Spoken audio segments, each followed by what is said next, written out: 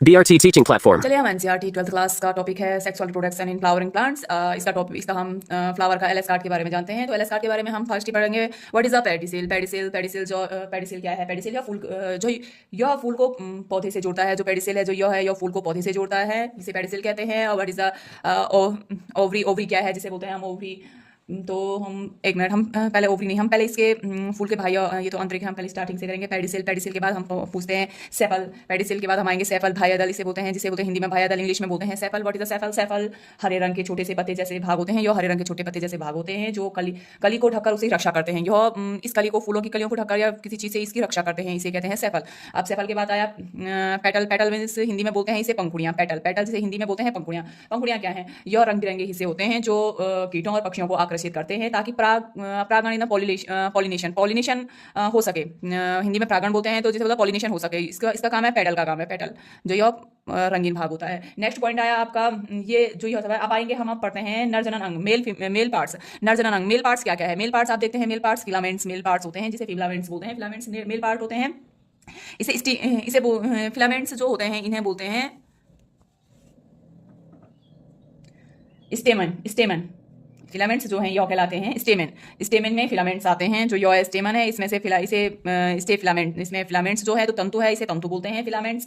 स्टेमन जो नर भाग होता है, स्टेमन जो नर भाग होता है, इसमें दो हिस्से होते हैं। एक है फिलामेंट्स, फिलामेंट्स तंतु होता है। फिलामेंट्स पहली डंडी जो एंथर को पकड़े रखती है, जो यह डंडी होती है जो एंथर को पकड़े रखती है, ये एंथर है, इसको पकड़े रखती है, इसे फिलामेंट्स बोलते हैं। यह फिलामेंट्स होता है। अब आपका आया एंथर। एंथर मतलब पराकोश। यह एंथर होता है जिसे पराकोश बोलते हैं। एंथर, एंथर मतलब पराकोश। आप देख सकते हैं यहाँ पे इसको लिखा हुआ है एंथर। एंथर मतलब पराकोश होता है। एंथर जो होता है पराकोश, तो पराकोश इसमें मतलब हिंदी में पराकोश होते हैं। इसमें पॉलिन ग्रेन बनता है। जो पॉलिन ग्रेन होता है जो ये एंथर में बनते हैं, जो ये पॉलिन ग्रेन बनते हैं। अभी आप देख सकते हैं पॉलिन ग्रेन का आपको दिखाएंगे, ये देखिए, ये आप इसमें जो ये पॉलिन ग्रेन है आप इसमें देख सकते हैं पॉलिन ग्रेन क्या होता है। आपको इसी के नेक्स्ट टॉपिक में आपको ये देखिए पॉलिन ग्रेन, ये सब बनते हैं एंथर में। पॉलिन ग्रेन एंथर में। चलिए आपको पहले इसी टॉपिक बताते हैं। ये पॉलिन ग्रेन, ये एंथर होता है। नेक्स्ट आता है female reproduction parts. Female reproduction parts है जिसे बोलते हैं पिस्टल। आप देख सकते हैं फीमेल रिप्रोडक्शन पार्ट्स को बोलते हैं हम पिस्टल। और पिस्टल के 3 हिस्से होते हैं। अब आप देख सकते हैं फीमेल रिप्रोडक्शन पार्ट्स ये होता है, ये बीच वाला, यह बीच वाला है फीमेल रिप्रोडक्शन पार्ट्स। और इसके होते हैं 3 हिस्से। 3 हिस्सों में से मतलब 3 पार्ट्स होते हैं, जिसमें पहले होता है स्टिग्मा। ये स्टिग्मा हुआ। स्टिग्मा के बाद आता है स्टाइली। स्टाइली मतलब वर्तिका, और वर्तिका होता है लास्ट में आता है ओवरी, अंडाशय। ये फीमेल रिप्रोडक्शन पार्ट्स है। अब आप बताइए कि फीमेल रिप्रोडक्शन पार्ट्स में पिस्टल, वर्तिका जिसे बोलते हैं फीमेल रिप्रोडक्शन पार्ट्स में, स्टिग्मा जिसे हिंदी में बोलते हैं वर्तिका। वर्तिका क्या है? तो जो ये वर्तिका है यह चिपचिपा हिस्सा होता है, जहाँ पोलन ग्रेन चिपकते हैं। ये जो यह हिस्सा है यह चिपचिपा होता है, इसमें पोलन ग्रेन चिपकते हैं।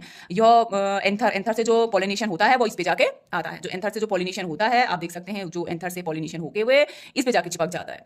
अब आप देख सकते हैं कि नेक्स्ट पॉइंट है हमारा स्टाइली। स्टाइली मतलब वर्तिका। जो वर्तिका होती है, वर्तिका पतली नली जैसी संरचना, जो ये पतली जैसी संरचना होती है, और संरचना जो स्टिग्मा को ओवरी से जोड़ती है। अब जो ये स्टाइली है, जो स्टिग्मा है, ये स्टिग्मा आप देख सकते हैं, स्टिग्मा ये है और इसको ओवरी से जोड़ती है, ओवरी ये है।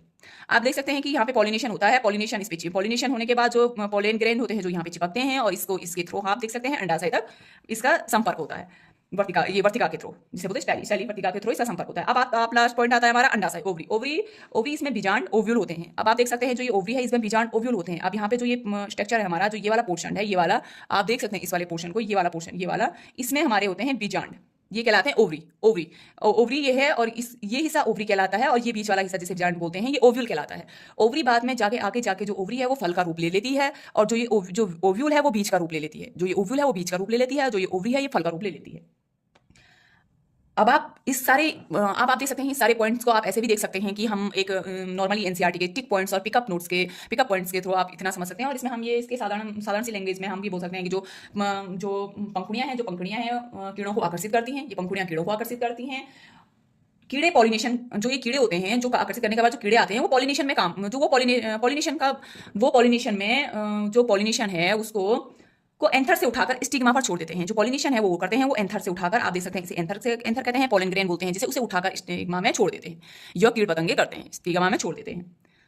नेक्स्ट जो स्टिग्मा है, जो ये आपका स्टिग्मा है, जिसे स्टिग्मा स्टाइली के रास्ते ओवरी तक पहुंचती है। जो ये स्टिग्मा है जो स्टाइली के रास्ते सीधे ओवरी तक पहुंचती है, और ओवरी के अंदर ओव्यूल से मिलकर बीज बनाती है। जो ये ओवरी के जो स्टिग्मा ओवरी के रास्ते ओव्यूल तक पहुंचती है, और इससे मिलकर ओव्यूल से मिलकर बीज बनाती है।